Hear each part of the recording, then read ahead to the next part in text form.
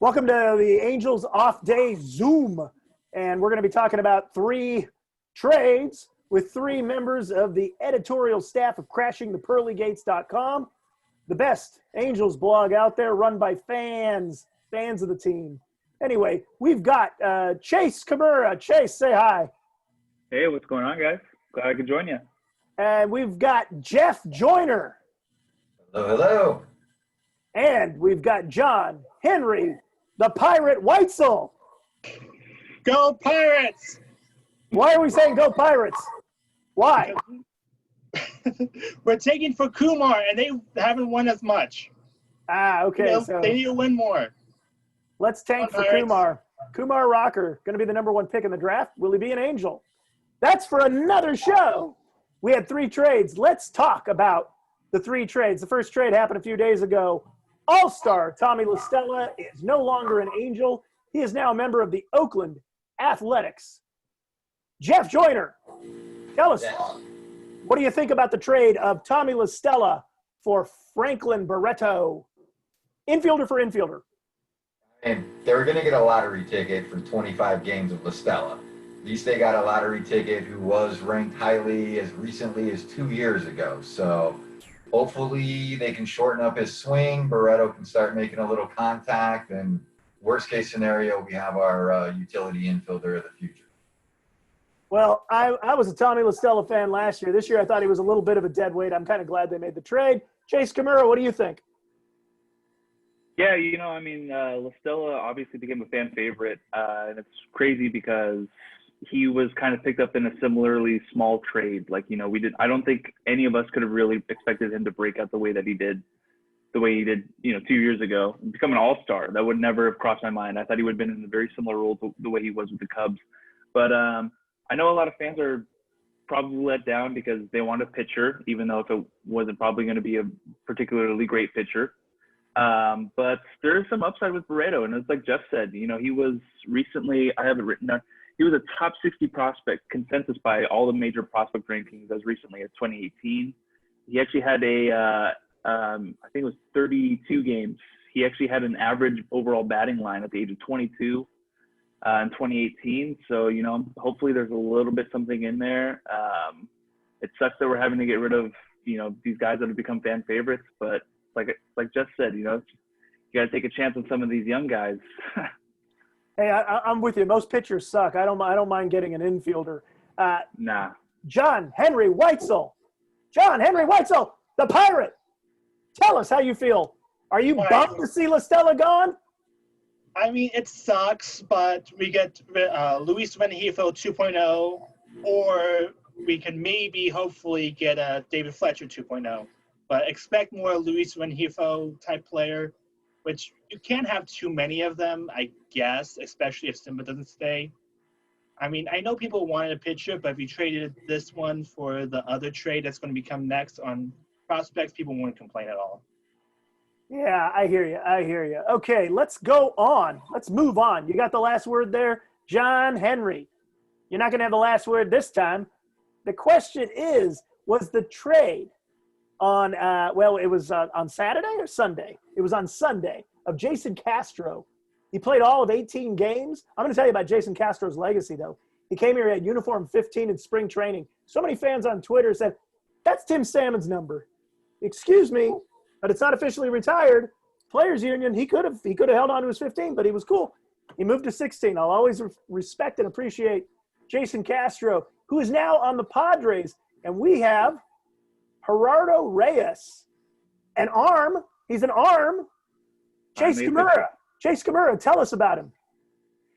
Well, this is the pitcher that everyone wanted. It's definitely that Billy Epler archetype of just a pitcher who throws really hard and probably has no idea where the pitches go.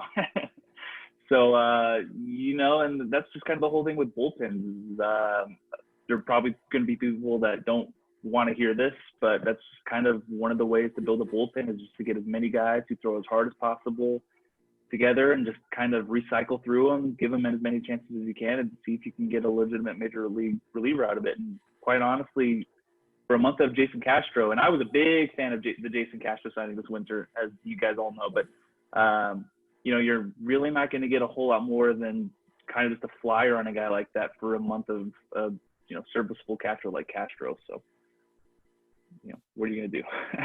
All right, Jeff Joyner.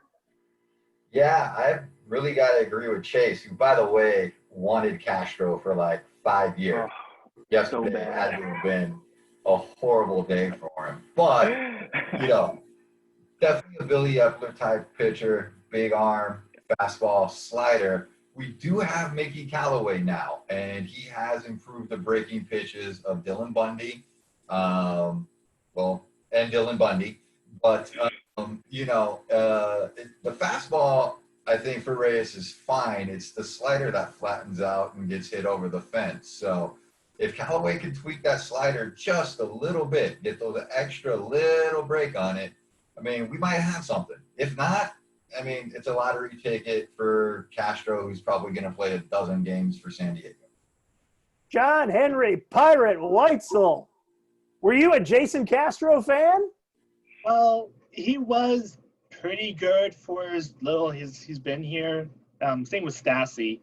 But if you're going to get an arm, any arm, out of, so few games from him, might as well take it. Even though 16 should be retired as long as 15, it was a really nice gesture of him to, cave in and not just push for it. I do think that he will get pitching somewhat out of this Reyes guy, but I'm really always concerned with go fast, doesn't know what else to do. Those guys tend to just blow their arms out here. This is Tommy John land, the Tommy John Angels of Anaheim. So let's talk about the third trade. And that happened today. Well, we're recording this Monday to be shown on the Angels off day, but right before the trade deadline, Brian Goodwin went to the Cincinnati Reds for Packy, Naughton, and a player to be named later, or cash. The problem with the player to be named later is we have to wait till after the season for somebody who's not on the 60-man roster. That could be very good. It could be a high draft pick from last year, for example. Or they could just give some cash. The cash is not a good sign. That means the list is short, and they may do their own analysis and say, we don't want any of these guys. So anyway, let's start with who goes first this time? Who didn't go first yet? Jeff, I believe. Jeff Joyner, what do you think of the trade of Brian Goodwin, who became a pretty good outfielder for the Angels, especially if you consider him a fourth outfielder? What do you think of this trade for Packy Naughton and a PTBNL? Hard to say until we know who the PTBNL is. I love pitch to contact guys. I think that's underappreciated art in pitching, is getting the soft contact, getting the ground ball, and getting out of an inning in 8 pitches. I don't know if Packy Naughton is really it. I'm hoping that the player to be named later is somebody with a little bit more upside, but there's no urgency to trade Goodwin. He's under control for a while more. I mean, they could have held on to him, let him play some more, maybe traded him during this offseason. I'm a little bit underwhelmed right now, but I'm holding out hope that there's going to be something coming after the year that makes the trade look better for the Angels' perspective. Woohoo! Let's hope so. Hey, John Henry Weitzel, what do you think of Packy Naughton for Brian Goodwin? Well, Goodwin wasn't going to be in the team for much longer anyway, and we get a lefty arm, which I'm always a fan of, so they don't face us. Now, the player to be named later could be anything, but Billy or whoever's going to be the GM at the winter is going to want an arm. So even if the list is short, they're going to pick someone. So that's 2 arms for Goodwin, who, while he is a good fielder for us, is just an average player for outfielder, and we could replace him with the depth we have anyway. And if that is the case, sure, fine, do it. I mean, it makes the team worse in the short term, which makes the tanking easier because you have to play Justin Upton. Yeah, I was. We got a crowded outfield, and I'm thinking if we got rid of Goodwin, we could bring up Marsh, but they seem to be playing Upton quite a bit just to justify that salary. Chase Kimura, you get the last word on this one. Brian Goodwin for Packy, Naughton, and a player to be named later. Last word, yeah. There's a lot of conflicting feelings, I guess, that I feel with Goodwin because the Angels really got him for basically nothing. I mean, they just claimed him off waivers from the Kansas City Royals. Yeah. But I believe it was the Royals. And anyway, I get it. Like, you should deal from a surplus, which the Angels' entire organizational depth don't even not even taking the major league roster into consideration. All of the org depth is in the outfield. So, if you're going to deal from an area for pitching, that's the way to do it. I understand why there are a lot of fans that would be underwhelmed by this because Goodwin had 2 years left of control, above average bat. He seemed very personable. I don't know. He just really seemed to put himself in like a really good situation where he also became a fan favorite over those last, year and a half, season and a half. I will say I don't want to totally sleep on it sucks losing a player like Brian Goodwin, but I don't want to discredit the guy that we just brought in the organization, Packy Naughton. I believe it was our very own Brent McGuire who retweeted an article from Eric Longenhagen from Fangraphs, and he compared Naughton to kind of a Ryan Yarbrough from the Tampa Bay Rays, kind of that, opener, that inning soaker, middle inning relief kind of sort of pitcher. And I mean, the Rays are in first place and they seem to love Yarbrough. That's like one of the longest tenured Rays, I think, on their active roster. So these guys can be valuable. I don't want to totally discredit him and make it all gloomy that we finally got rid of Goodwin, but it really does hinge on his development, and we'll see what that player to be named later is.